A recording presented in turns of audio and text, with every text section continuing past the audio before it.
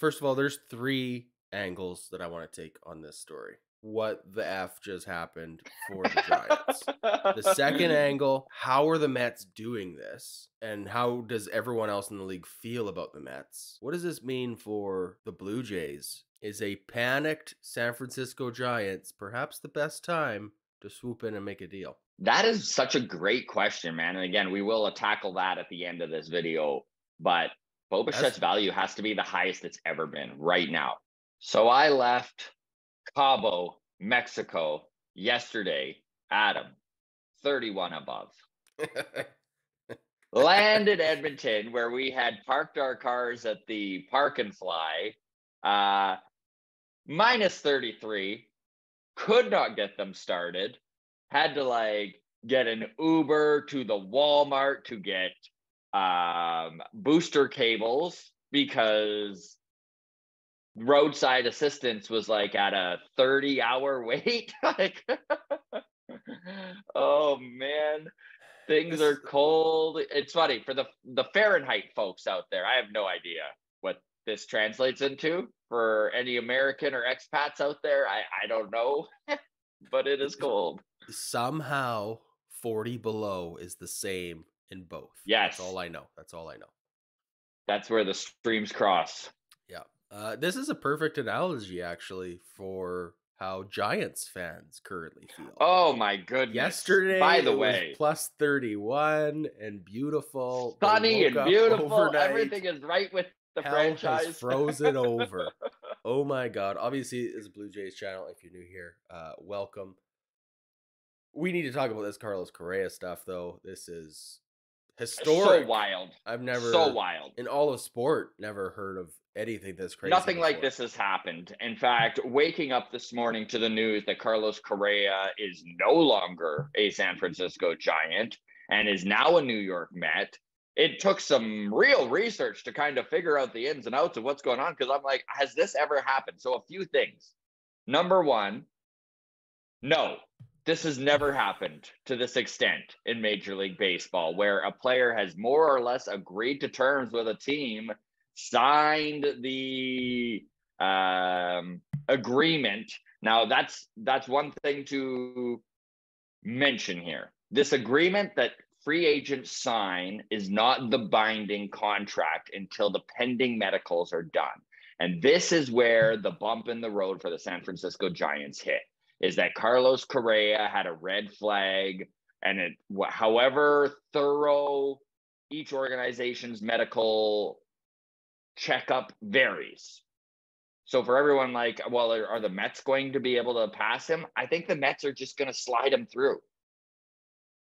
Yeah, I mean, the be able to pass him, it is like you said, it's up to each team. It's their own threshold for pain. It's their own. They look at the X-rays, the MRIs, and they go, yeah, it's still good enough. Yeah. So we're all over the place here. So let's start with this.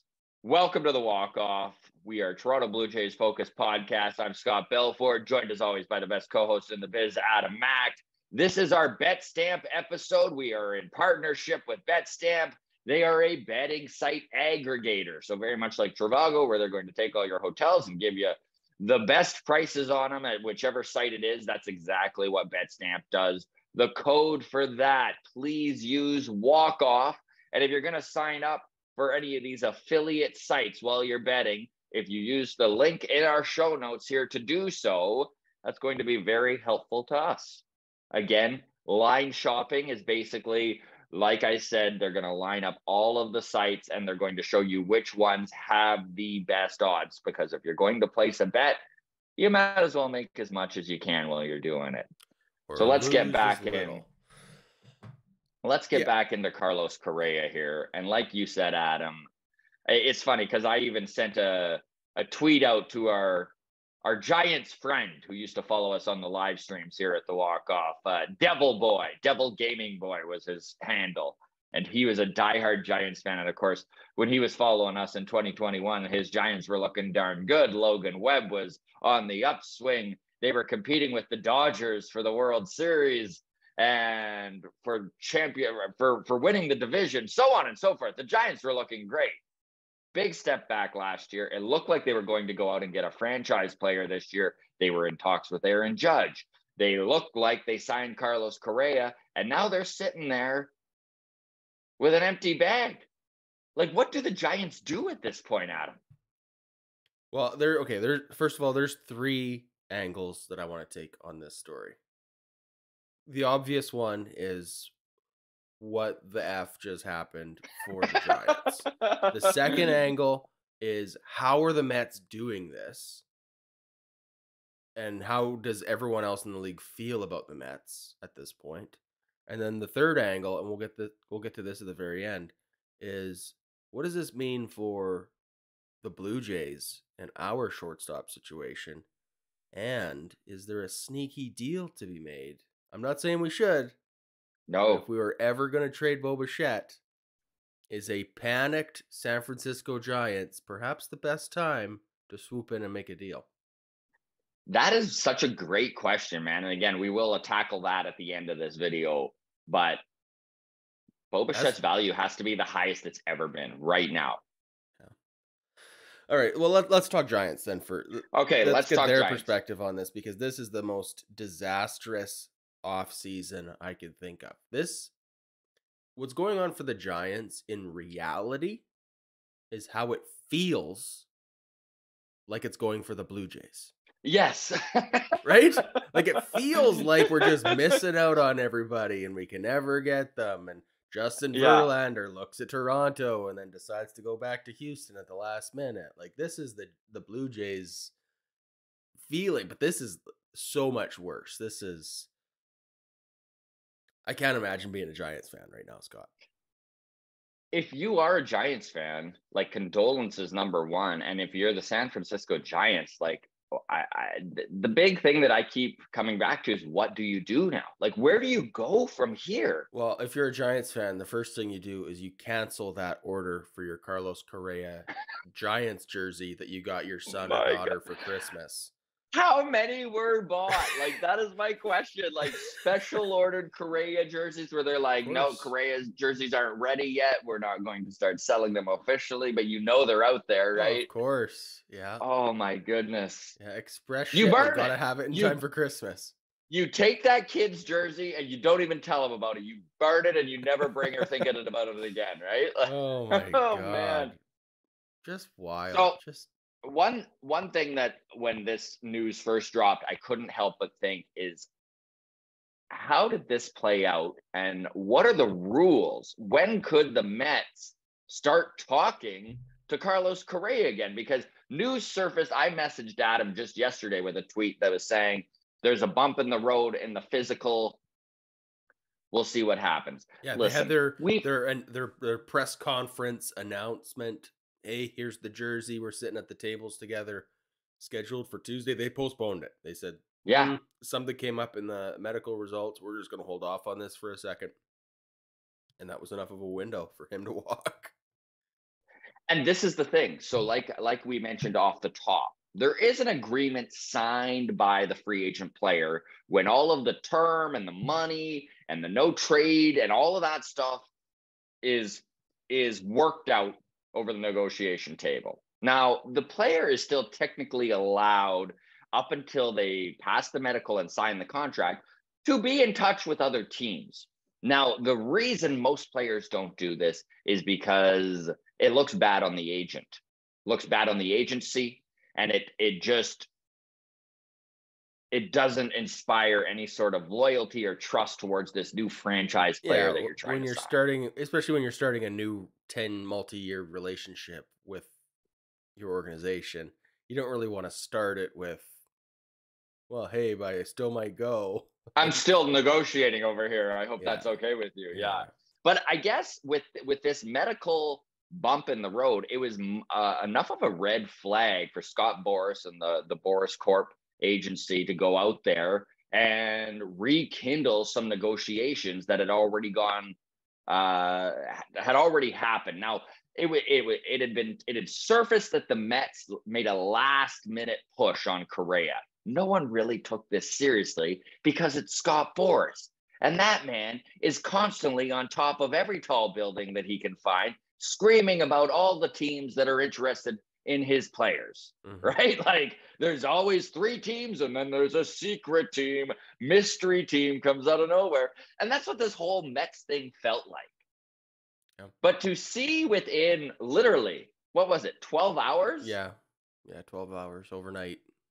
To see another mega deal just come out of nowhere. So Carlos Correa goes from making 13-year term with a $350 million payroll or payout, I should say, to 12 years, $315 million.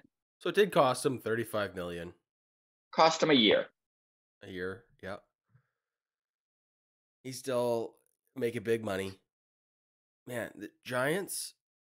Okay, are we? I know that there are like laws in place that prevent disclosures of medical issues of other people, right? Giants have to. Can we see what the Giants saw? Giants have to leak this, like for their own save of face situation. They have to be like, yeah. All right, yeah, we lost out on Correa, but like he has 100-year-old kneecaps. Like his elbows are made out of dust and glue. Like there has to be. I know they can't, and I know that they would get their pants sewed off to oblivion. Mm-hmm. But if I'm someone in the Giants organization, I'm sure telling someone like, "Hey, why go leak this to someone with a big mouth." You know what I mean? Like, go share a drink with someone and say loudly why Correa failed, because we need to save face here a little bit, don't we? To the fan base, that's right? What I mean, right? Like to the fans. Yeah. So let's talk the Mets a little bit. Let's talk what they're doing, because Jeff Passan. Last question on the Giants thing before we move on. Yes. How hard does Correa get booed when he comes back to San Francisco in a Mets jersey? Oh, I would think he gets booed to no end. That's he's booing of all booing, right? He was still getting booed everywhere he went just for the Astros stuff. I think that this is going to be next level. Does he get booed harder in LA now or in San Francisco? Oh, for sure in San Fran. Yeah, okay. For the sure. The whole West Coast loves them out there. Oh, the whole West Coast is just like burning Correa jerseys. It's a real. The only way it could have been better is if he went to the Yankees. Well, no, that came out wrong. You know what I mean? Yes. All right, Mets. Let's talk Mets and their, I don't know, cue up the Dr. Evil $100 billion meme. But they're spending money I didn't even know existed. I know, it's absolutely insane. As a baseball fan, no one has seen anything like this in baseball history. It just hasn't been done. There's never been an organization with a eccentric, ego-driven billionaire at the helm. It's just mind-blowing. Listen to this, and we can throw it up here for everyone to take a look. I know Jeff Passan had a tweet about, since free agency began, Mets have signed Carlos Correa, $315 million, Brandon Nimmo, $162 million, $102 million for Edwin Diaz, Justin Verlander winning those sweepstakes, getting him for $86.6 million, Kodai Senga, $75 million over 5 years, Jose Quintana makes $26 million. They signed Omar Narvaez, right? Yeah, the good catcher. Luck. I'm not bailing you out. Yeah, I completely. It's so funny too, because I practiced this before I said it, because we're Jays fans, John right? Heyman's name half the time. Okay, I'm not the guy to bail you out on how to pronounce names. So yeah, you're a hashtag Hyman guy. Absolutely. Hashtag Hyman. Yeah, you bet. Yeah, but then they also signed Robertson and Otavina. Now I'm just completely butchering names I get right all the time. Here we are. It's early here on the West Coast. Of course, West Coast Mountain Time is what we're saying here. We're in Edmonton, Alberta right now, where it's everyone so who's cold. actually on the West Coast is just shaking their fists at us in Alberta, saying, "You guys aren't West Coast." No. All right. Basically, the reason I listed all of those players and their salaries is to get to the fact that the Mets have spent $806 million this offseason. Dude, they, after luxury tax, are going to be just under $500 million. Think about the fact that the Toronto Blue Jays are spending the most they have ever spent. They are now ranked number 5, fifth highest spending team in baseball, and the Mets are more than doubling them. Yeah, that's wild. It's insanity, Scott. And this is where my question is to you, Adam, and I'm really curious where you land on this. And everyone listening, feel free to drop a comment here and let us know what you think. Are the Mets, is this a push all in to win now? And then this is going to really screw them down the road? Or is Steve Cohen such an eccentric, ego-driven billionaire where he's literally going to just pay these monster salaries out, pay them out when these players are no longer of value and re-up? Like, is this going to be a money factory like we've never seen? We're already at that point. Like, because the only way this works, in my opinion, is if they can buy out these contracts. Otherwise, you're stuck with these guys till they're 40. You're just spending like $35 million on Carlos Correa at 38 years old, Francisco Lindor at 38 years old. Like, you're paying Justin Verlander at age 42. Like, at what point does the floor fall out on you and none of these guys hold the value that you're paying them for? Like, So, okay, I guess point of clarification here, Scott. All these contracts are guaranteed. yes. So this money is being spent by Cohen and the Mets, regardless of any other roster construction. But you're wondering, will these players, in the year 2030, will we still be watching Francisco Lindor and Carlos Correa Up line the up on the middle. left side of the, or will they have just been bought out, DFA'd Or will they straight up, buy them out, spend pay the the money, full guaranteed of money, course, because there and will then still re-up? probably be hundreds of millions of dollars left on those contracts when they are 35. Do they just eat it, let everybody go? Well, I guess it's going to depend on their farm system, isn't it? It's going to depend on the prospects that they do have coming up. But yeah, it'll be Player interesting. development is, yeah. Yeah, I don't know. Because I guess you get to a situation where your payroll is still going to be massive, even if you have 9 rookies on the field, because you're paying all these veterans to play on other teams, essentially. Yeah. I guess it's a I push guess to the go all question in. is, I don't know how they. how bottomless are these pockets, right?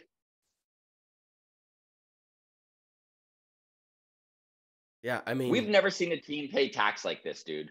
Like, well, they're paying $111 million in tax, in luxury tax, that aren't even involved in the players' salaries. what's Steve Cohen's net worth? 16 billion. This is the net Also, worth. the question I have is, how much of this money are they getting back? Is he running a deficit? Or are baseball teams lying to all of us and making way more money than they had originally, when they're crying poor? Like, I don't know. Honestly, okay, I would say I wouldn't be surprised if he was losing money at $500 million. If the Mets only make 300, $400 million, I honestly wouldn't be surprised. Now, Can you imagine if this is like a toy to him and he just gets bored and 3 years out he just sells the Mets and then they're freaking screwed forever?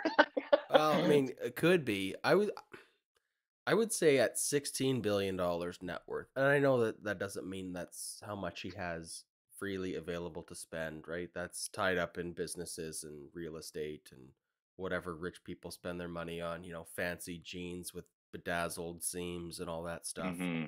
Um, I would say he's got a pretty long runway, though. If we're not talking about a guy with $6 billion or $4 billion who's spending 25% of his net worth.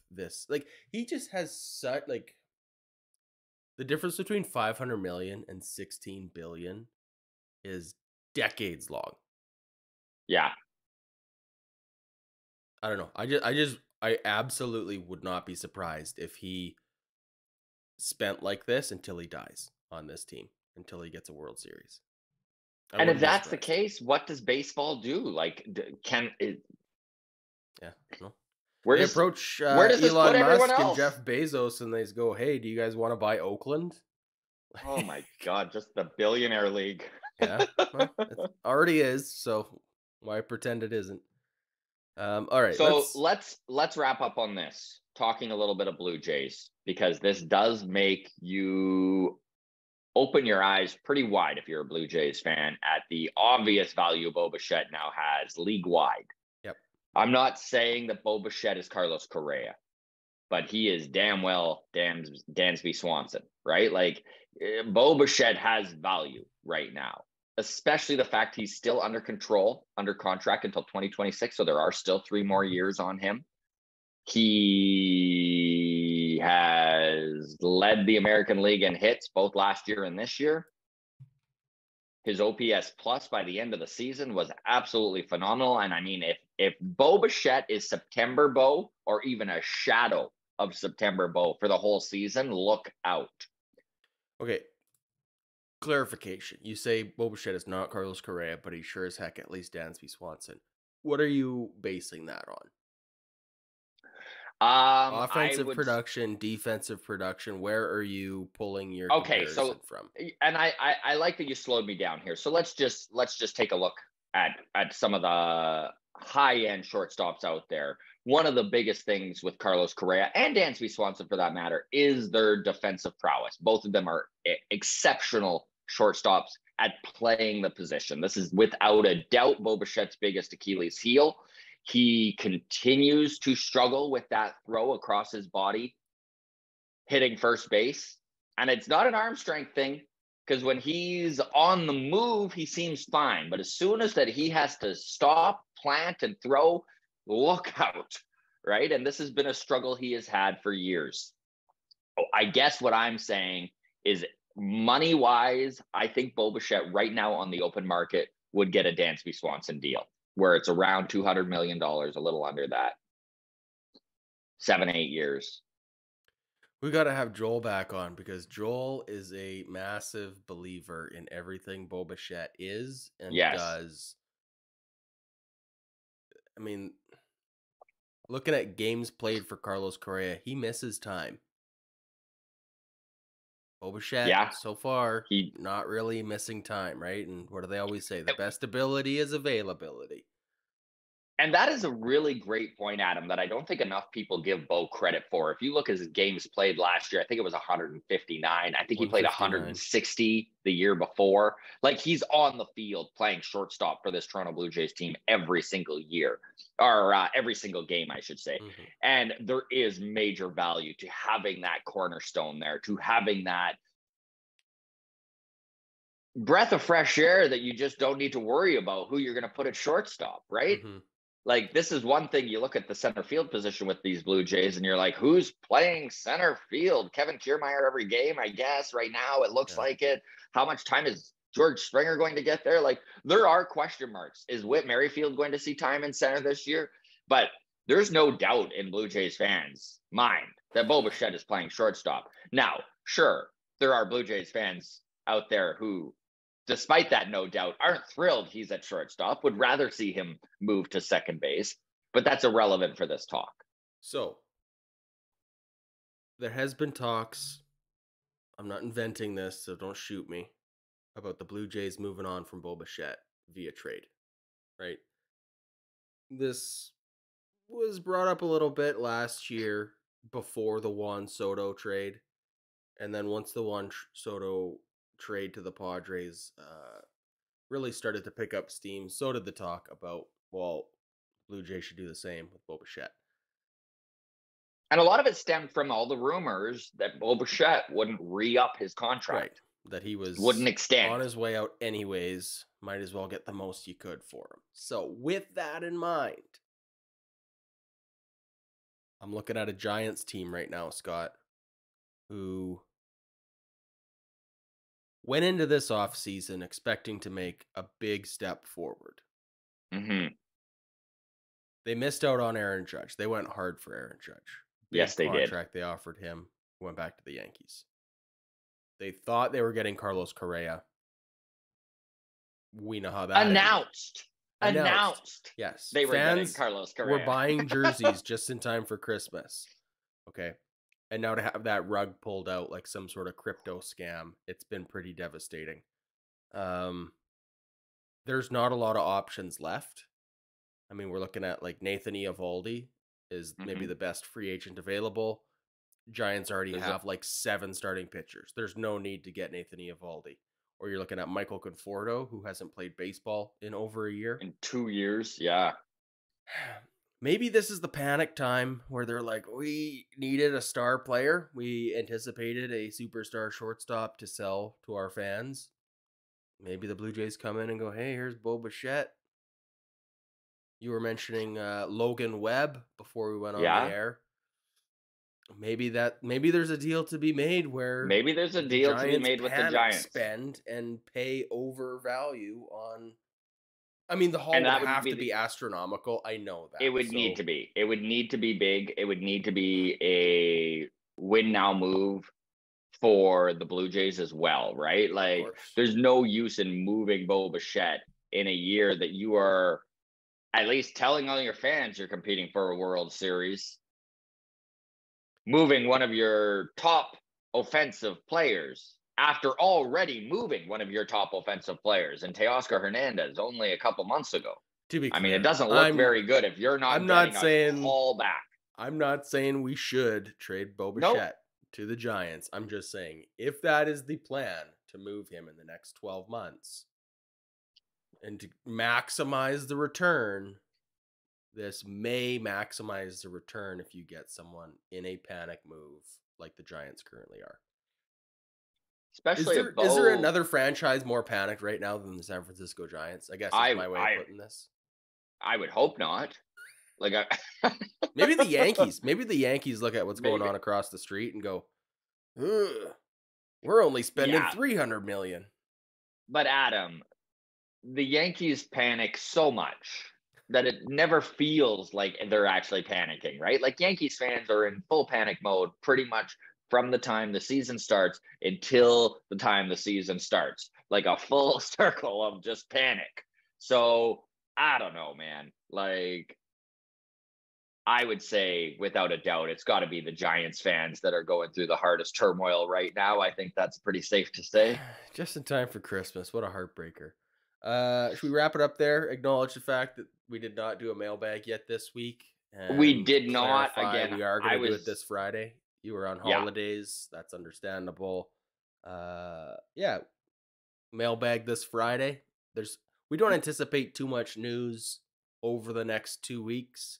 We are going to still come out with content when there is content to be made, but I don't think either of us really care to speculate on some rumor that a Twitter fan with 72 followers dreamt up in their fever dreams. So that's not the if that's what you're looking for, we're not the channel for you. Boneheaded opinions and stupid jokes going off the rail quickly, that's the channel we are. So by the way, everyone, I do want to just quickly thank you all who have subscribed to the Clip channel. We were only a couple months ago starting fresh with this Clip channel, and we're almost at just under 700 subscribers.